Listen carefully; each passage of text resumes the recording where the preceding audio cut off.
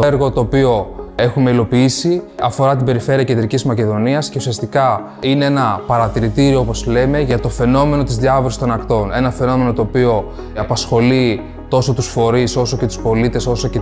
και την πολιτεία, το οποίο έχει σχέση με την κλιματική αλλαγή και στο οποίο προσπαθήσαμε να φτιάξουμε ένα μηχανισμό και θεωρώ ότι το έχουμε καταφέρει για την καταγραφή του φαινομένου της διάβρωσης των ακτών στην Κεντρική Μακεδονία. Συνδυάσαμε επίγειες μετρήσεις με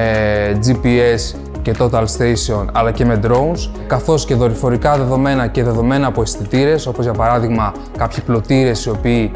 είναι εγκατεστημένοι στον κόλπο του Θερμαϊκού, έτσι ώστε να βοηθήσουμε την περιφέρεια Κεντρικής Μακεδονίας τόσο να εντοπίσει τα τροτά σημεία στο φαινόμενο της διάβρωσης, και αυτά είναι αρκετά, όσο και το να παρακολουθεί συνεχώς μέσω δορυφορικών δεδομένων και κάποιων δικτών οι οποίοι βγαίνουν